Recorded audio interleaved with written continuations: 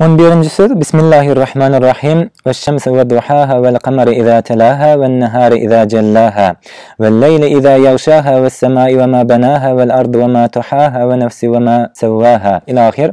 Yani bu ayette 11. sözde inşallah onda bugün kardeşler men kim, dünya näme üçin geldim, dünyanın manasy näme, näme üçin yaradyldy dünya, bir de namaz näme üçin kılýas. İn dünyada in kılan aposlar da yani men kim, nereden geldim, näme üçin geldim, dünya näme üçin yaradyldy. Yani şu sorulara inşallah cevap hükmünde bu Risale-i Nur eserlerinden 11. sözden okalyň. Ey kardeş, eğer diye alemin yaradılışının tılsımını ve insanın näme üçin yaradylanny, yani sırrını ve namazın diye näme üçin kılınýar, aslı näme, hakikatini anlamayı islesen, men nefsim bilen bile şu misal hikayaja bak diye. Yani bir zaman bir sultan var ekeni. Baylık boyunca onun ören dürlü baylıkları var ekeni. Gövherleri, brilliantları, zümrütleri, yani ören bay ekeni. Hem de ılımlardan başı çıkan ekeni. Bütün fizika, kimya, biyologiya, geometri, geografi, astronomiya, bütün ılımlardan bilýän ekeni. Hem zatdan habardar ekeni, hem de sunutkar ekeni. Dürlü sunutlar ýasap bilýän ekeni, nemelerden, heykellerden, datlardan, hem suratkeş ekeni, dürlü naqşlar çyzyp bilýän ekeni, hem de aşçy ekeni, dürlü taamlar, naharlar, datlaryny bişirip bilýän ekeni. Indi dünýäde bir kanun var da, her gözel öz gözelligini ilk özü görmek isleýär, soňra başgalara görkezmek isleýär. Meselem, täze bir eşikzada alamazlarda, dükkanda datda, ilk özümüzi aýnada seredýäs, özümüz buýsanýas, soňra da başgalara näme gelişdimi? Näle odan mı deyip başkalarda görkezmek, bu arzu var, bu programmadır. Bütün dünyada hem kişide badır yani ulda kişide. Şu programı oyunca yankı padşah hem öz gözelligini iki görünüşte görmek için, yani biri özü görmek için, ikincisinden başkalan gözü bilen görmek için, buysanmak için bir ullukan köşk salıp başlayan. Köşk salya acayip, yani dünyada başka bir masalı bolmayan bir köşk salya ullukan giňiş. Oly menzillere, yani otoglara bölýär. Ondan sonra yokurulan patologlar nağışlıya, yerler, stenalaryny, zatlaryny hemmesini nağışlar bilen suratkeş olduğu için nağışlıya, içinde heykeller düzýär, usta olduğu için dürlü hiç görülip eşitilmedik heykellerden düzýär. Sonra saçak seriýär, saçakda da dürlü aşçılıklaryny, yani nahar öşerip bilýänini görkezmek için klyonkany nakyrwat etdi. Ondan sonra özü o taýda mollum oýýar. Hemme bu zatları anlatýan, hemme zady bunu molluma anladyp, mollum goýýar öz gizlenýär. Täki görünmesin, öz bir görünmeden bilinýärmi? Öz şu sunutlaryny şonu bilmek üçin öz gizlenýär. Meselem kameraların arkasyna gizlenýär.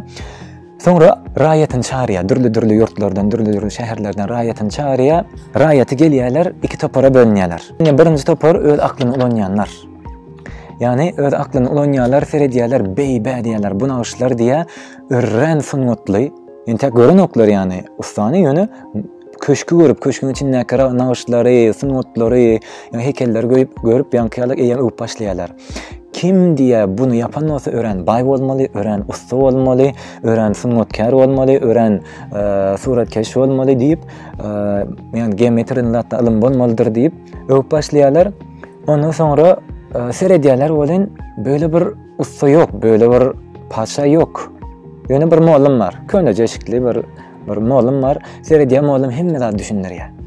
Mollum ýanyna gidýärler bolan, mollum olara hemme düşündirýär. Yani şöyle diýip mutlaka berýär. Ey ahali, şu köşkün maligi bolan seyidimiz bu zatlar taýýarlap, şu köşkü gurmak bilen özüni size tanıtmak isleýär. Siz hem onu tanan, oňaça tanajak bolun. Şu bezegler bilen hem özüni söýdürmek isleýär. Siz hem onun sunutuny alkışlap, işlerini ýagşy görmek bilen özüňizi oňa söýdürün. Şu görünýän ihsanlar bilen size bolan muhabbetini görkezýär. Siz hem taatkar bolup oňa muhabbet edin. Şu görünýän nymatlar, hödür keremler bilen rehim şefaatini we merhametini görkezýär. Siz hem şükür edip oňa hormat goýun. Şu kamilligini bildirýän eserleri bilen manawi jemalyny size görkezmek isleýär. Siz hem onu görmäge, süýüsün gazanmana höwetlidiňizi görkezin.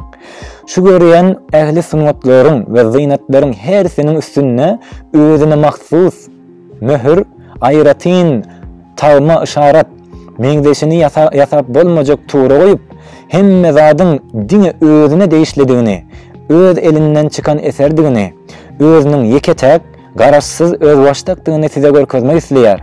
Siz hem onu yeketek, deňsiz, taýsyz, meňzeşsizdigini bilip kabul edin ve şunalyk yani olaryny tokap berýär.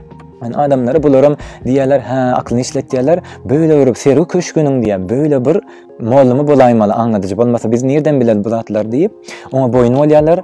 O ýanky mollumam hemme girim çykymlary, näme deýmeliler, girim çykymlaryny düzgün adamlar öwretýär.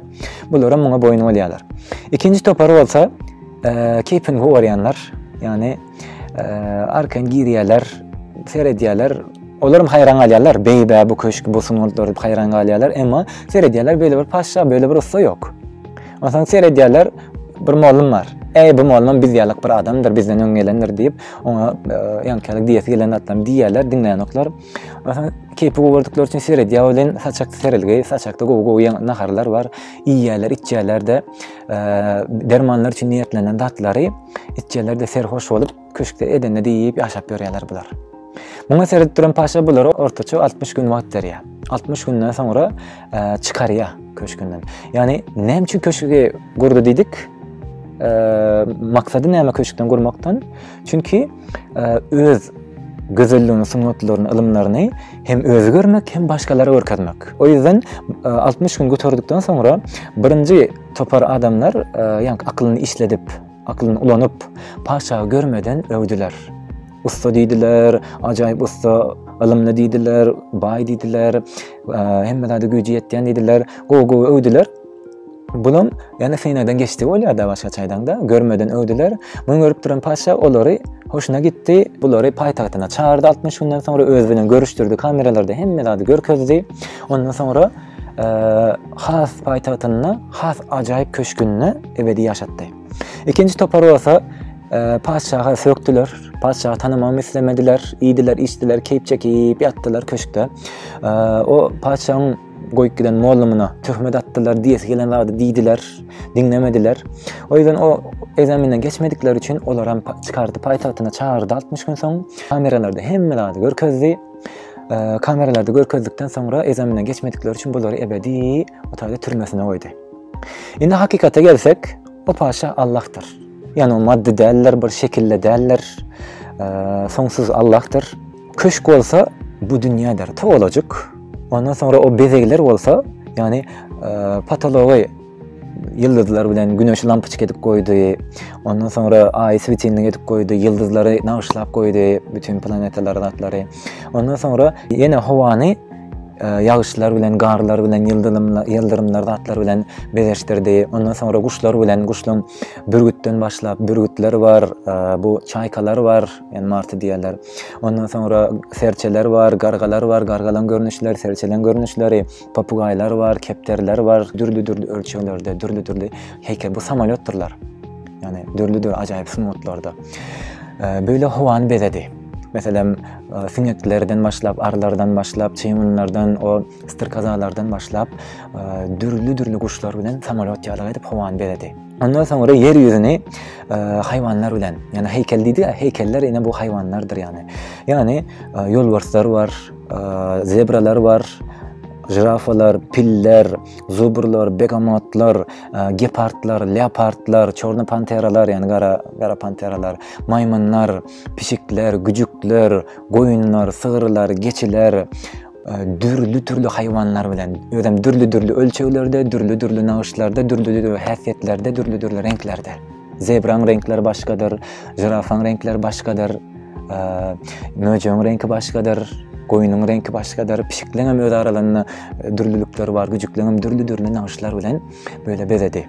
Olaňam içinde yürekleri, ganlary, böwrekleri, bagyrlar bilen saat ýaly işleýän sistem bilen bezedi böyle, gözler, kameralar.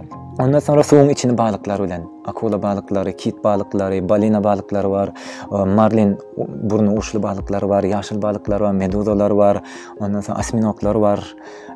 Suwuň içinde dürlü balıklar bilen, renkli balıklar bilen bezedi.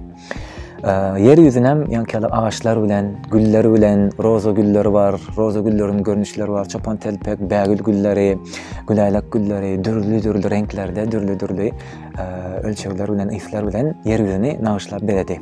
Ondan sonra yankı különkana kırvat etti deydi, asaçak kurdu. Olam yeryüzüni Thomas Faslın'na dürlü nağmattan, yani bol berýär. Bir tohumdan bir sanak beren ok, bir tohumdan 1000 sany erek, 1000 sanak ülje, 1000lerçe şettalalar, 100 sanak narlar, ondan sonra 500 sanak almalar, olam yani bol berýär. Ananaslar, bananlar, kakoslar, kiwiler, pomidorlar, hıyarlar, limonlar, soğanlar, bularym bize peýda. Demek bizi bilen bir ýerde yaratmalar, içimizi bilen.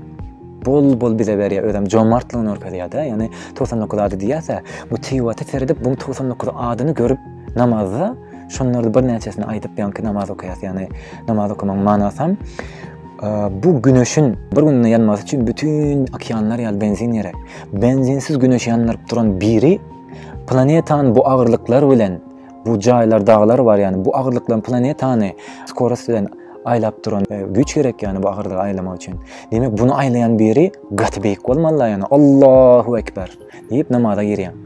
Elhamdülillahi Rabbil alemin diýen, yani alemlerin Rabbi olan Allah'a hamd olsun, şükürler olsun. Näme üçin hamd olsun, şükürler olsun? Çünkü bu nimetleri gördükten sonra Er-Rahmanir-Rahim Maliki Yevmiddin, yani merhametli, meherli, yani bizi gowy ya, çünkü bol berýär bu nimetler. Bir tohumdan bir sany beren ok. Bir tohumdan müňlerçe bol berýär. Diňe bu da ýardyk goýmanlar. Dürlü renklerde, dürlü tagamlar bize bol berip dur, yani. Garpatlarmy, gawunlarmy. Demek bizi gowy ya, beýdip bize merhametini örkezýär, yani hereket dili bilen, hal dili bilen. Yani bu da bu dünyada diňe adam seyredici. Çünkü diňe adamda akıl var, başka hiçbir zatda akıl yok. Demek bütün bu hayvanlar, bütün yaradılan zatlar seyredilýän zat diňe adam seyredici. Bu köşkde. Yankı muallim diýdi ya, muallim Peygamberimiz sallallahu aleyhi ve sellem'dir. Allah Teala onu hemmelerde öğretipdir. Peygamberimiz sallallahu aleyhi ve sellem'de bütün adamzada hemmelerde öğretip giden. Yani biz kim, näme üçin geldik, Allah näme üçin yarattı bu dünýany, manasy näme, bu nağışlary näme, hemmelat näme manany anlatýar. O ýüzden boş-boşuna imellerle iýini atmady pikir etmeli. Meselem, almaýdyňmy, üzümeýdiňmi? Yani birisi bunu bize hödür kerem etýär, bol. Hem bize peýdaly vitamin, demek bizi bir gowy ýan birisi. Yani bunu yaradan, ýokdan bar eden halyk, buna şekil beren, musawwir, buna beden, müzeyyin. Ondan sonra bulary rızk edip beren, Rezzak. Bu zatlar bize berip Rahman Rahim nurkadiye biri.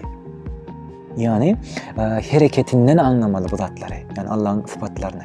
Hareketinden tanımalı bu zatları gördükten sonra ondan Peygamberimiz sallallahu aleyhi ve sellem hemmeler bize aytıp giden. Kur'an'ı bilen, hadisler bilen şeydip, o yüzden Peygamberimiz sallallahu aleyhi ve sellem'i dinlemeli, boyun olmalı. Ondan sonra yankı birinci topar adamlar bunu aklına olanını namazda şey deyip Elhamdülillahi Rabbil alemin Fatiha'da hamd ettiye, şükür ettiye Er-Rahmanir-Rahim, yani merhametli, meherli ne edip biliyaz? Bu nimetlerin üstü bilen sıfatlarını görüp biliyaz çünkü akıl bilen. Maliki Yevmiddin, dininin padişahı. İyyâke na'budu ve iyyâke nesta'in, yani dine sana başlayacağız, dine senden dileyaz deyip, yani bular Allah'a övgüler aittiler, Allah'a boyun oldular, itaat ettiler, Allah'ın muallimine boyun oldular, tarif edici Peygamberimiz sallallahu aleyhi ve selleme şeydi, bular Sina'dan geçtiler. İkinci topar olsa dine keypini gowaryan şu daş döwrekdäki adamlardır, yani. Olar dine keypi bilen yaşaýarlar, dine baýlyk pul diýip ýaşap geçýärler. Hiç nağışlara öňüne gelýän bu miwelere seretmeýärler, üzümlere, mandarinlere, pomidor, hıyarlara seretmeýärler, yani.